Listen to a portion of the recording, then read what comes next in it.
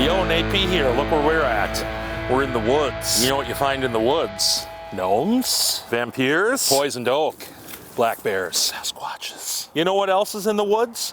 An array of delicious, healthy, edible forageables. Today we're going to be cooking up a very nice piece of venison. We're going to be meeting up with a master forager to see what kind of bounties we can harvest. Stick around for another episode of Shore Lunch with Nate P. Join us.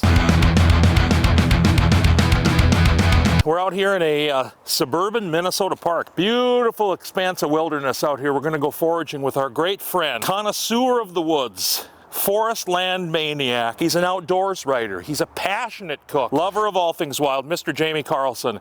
Jamie, darling, where are you? Oh, geez, what is this? Sweet. Chocolatey almost. Yeah.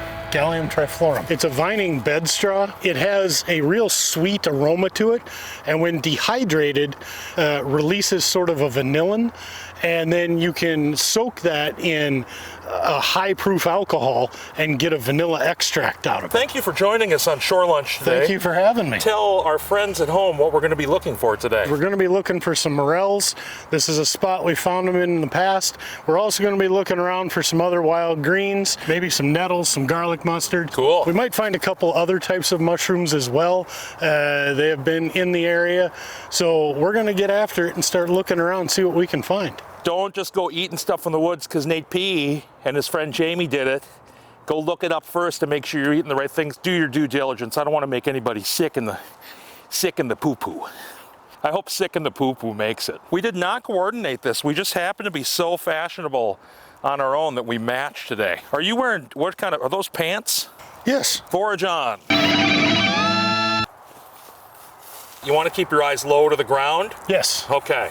Yes, and unfortunately, when you're looking for morels, you can't see them. But when you see the first one, the second one always appears. Yes. This very much gives you the feeling of fishing, especially when you're sitting like waiting for a bobber to go, or like sitting waiting for something to take it off the bottom. It's that same anticipation I get. Hey, Nate. Yeah. Here's one. Oh! Do you see it? I sure do. I zapped right to it. Very good. Yeah, that's kind of an older morel. It's probably been here for a couple of days. That's fine. But it'll still eat, right? It's a beautiful specimen. How low do you like to go on these guys? I cut them off right at the base. Yeah. You know, like one finger width up. Gotcha. Yep. So when you cut it in half, it'll be completely hollow, which makes them really, really, you know, wonderful for different preparations. Yeah. You can pipe them full of custard and then poach them. That sounds wonderful. I can't believe we fucking found one. This is not shore lunch luck usually. Shore lunch luck is to not find any, you know? Well, Nate, let's get back out there and see if we can find some more.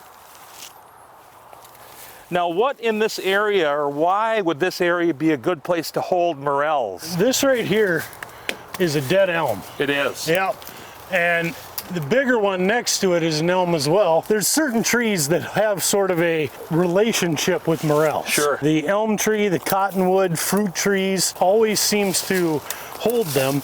But then morels will surprise you and decide to grow next to a willow or an oak, or, you know, every now and again they just show up in weird places. Sometimes you see like a walnut that has that same kind of pattern on it. You instantly are like, oh,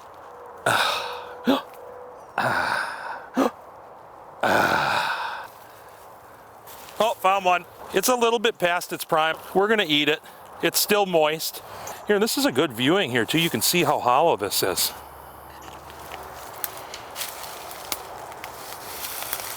Here's a cool mushroom. Do you like pheasant backs?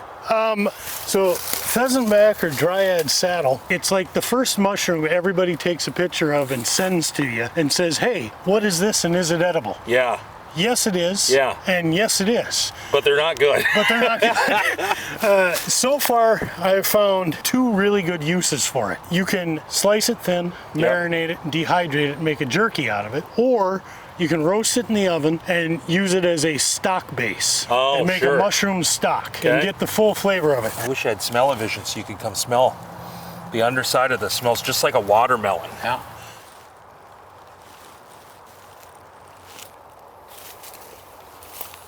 Got another one over here, boys. So this is the Verpa bohemica. It's another false morel. I'd like to give it a try. Yeah. Now these are very fragile, so you can just pinch them at the bottom and they come right off. But you can see here how the cap does not attach to the stem. The cap is free and it attaches from the top.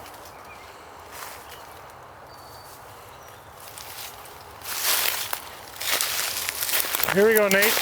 Oh, interesting. So this is one that like would confuse me. Let's flip that one over and take a look at it. Yeah. I mean, that's a black, that seems like a black Morel to me. That seems like a black Morel, doesn't it? Yeah. But again, this is what Nate was talking about at the beginning.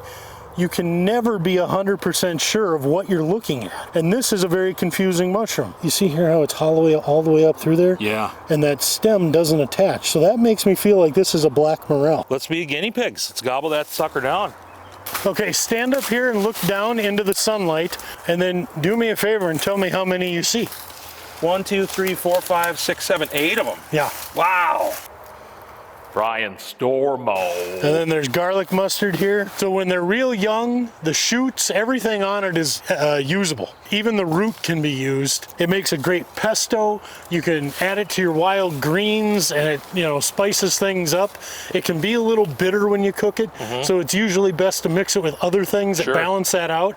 So I was thinking maybe if we're doing the Morels anyway, we add a little bit of this to kind of spice up the garlic in our Morels along with our venison. Yes, yes, yes. This is thrilling. What's the strangest place you've had a wood tick on your body? Are we rolling? Do you want me to tell you this story? Sure, yeah, I'll tell you my story if you tell me yours. I'm going to tell you a story that'll make you cry.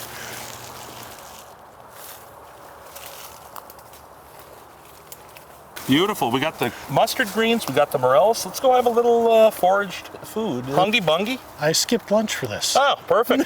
Let's boogie. Foraged myself an old tin can. This was probably a soup can of some sort.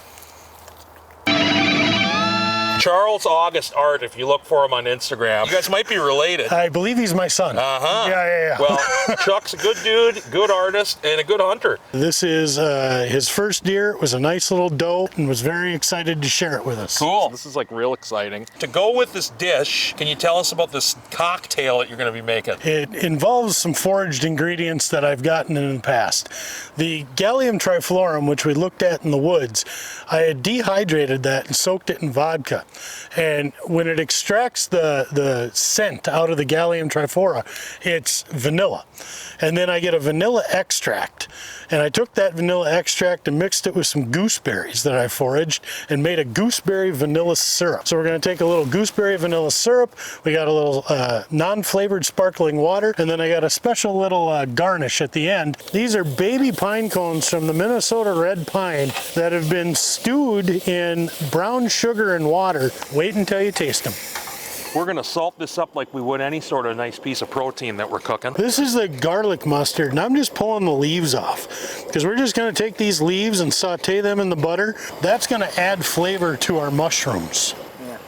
We gotta be real careful with this table. As always, it's precariously positioned. And then I don't know how you like to do your Morels, but I just like to cut them in half. Perfect. I'm in the same boat. That way we get big bites. Big meaty bites. And then we've got this one Verpa conica, or Verpa bohemica, I believe. We're gonna get after that shit. And we're gonna give this one a try too. We're gonna flip, flip, flip, flip. We're gonna build up a super nice crust on this thing, and then I'm gonna cover it with our trusty old clown rag. You ain't smoking, you ain't doing something. That's right. And I gotta say thanks again to Chuck for giving us this. Oh yeah. We're gonna build a really nice crust on the outside of these things, and by the time they're done, they're gonna be a really beautiful medium rare. Thanks, buddy. Let me pass one off to Eric there. Here's to Wild Foods. Hey. Oh, dude. Oh my God, that's good. A little bit piney, but it's sweet, and it's almost the consistency of a licorice. When they're tiny like that, they are tender and brand new. You can eat them right off the tree. They're just very, very astringent. Sure. So you gotta simmer them in the water to get rid of a little of that. The sugar helps sweeten it out a little. But I like that. Oh yeah. Yeah. No, we forgot Ronald's wrap, so we have to use our nice clean clown towel. That's fine. It's clean, it was recently washed. I understand. That bigger one's probably good too. I like mine on the on the raw side? On the raw side. Done. Yep. Done and done. On shore lunch, we're really fancy. So we do the butter like this to the pan. And salt, more than you think you need. I'm gonna pepper these guys a little bit too. Make sure they're all coated in that nice garlic and butter. Dude. Oh, jeez. Oh my God. What's up? Hang on. Ah, shit. You getting bit by something? I'm getting a tick. He's putting his... Oh, his belly button lands. Jesus, it felt like a tick was biting me. Do you like your morels with a tiny bit of crisp? Yes. Okay. You know, I like kind of think of them as like the bacon of the woods. I'm gonna add just a little bit of this cream in, heat off, and I'm gonna pour this right in with the butter so it doesn't scald. It'll smooth it out, and then the cream will bind with the butter and thicken. Oh, Yeah, there you go. Juices are staying in the meat, nothing's spilling out. Looks like it's rested plenty. Yeah, baby. Time to eat. I believe that a hard sear on a piece of meat like this is just the way to do it. Heinz, we got at the kiddie table now. Let's eat, huh? I'm on the adult side of the table. I'm on the little boy side. This is a treat, people. Oh,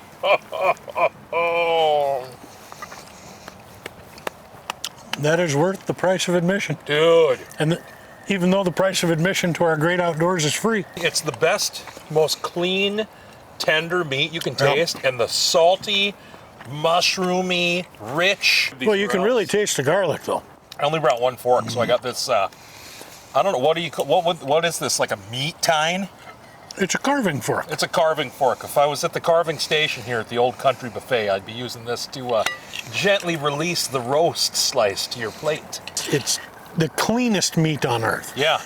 There is no gamey flavor. Cheers, buddy. Cheers, pal. To your health.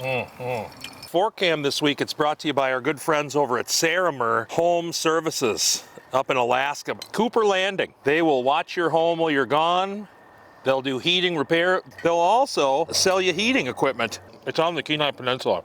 Sarimer Home Services, the good folks over there. Oh, Eric's got to have a bite of this. Oh my God. This may be the finest thing we've ever cooked on shore lunch. Jamie, would you like to have a taste from Fork Camp? This is a rite of passage as a guest on shore lunch. And you should hit them up too if you're up in the old great state of Alaska. Oh my God. It's so good. And this is all available to you right over there. Not only does food taste better outside, there's nothing fresher than walking into the woods and picking a mushroom. Yeah. And then cooking it. Yeah. Delicious. It's perfect. I wish I could eat this every fucking day. I wish we could too. God. No, am I not? What am I doing? Thank you for being a part of this. Thanks for having me. Man, you made this episode today. That was lovely. Thank you. And then thanks for joining us today. Until next time, America, I've been Nate P. This is Shore Lunch. Ta-ta and toodle-doo to you. I got that fishing in my Still hungry? Why don't you go back in time and watch the episode we just filmed with Stephanie Hansen on her show, Taste Buds. It's one that I filmed on Taste Buds, and then we filmed them filming me on Taste Buds. Here. And don't forget to fucking subscribe. God.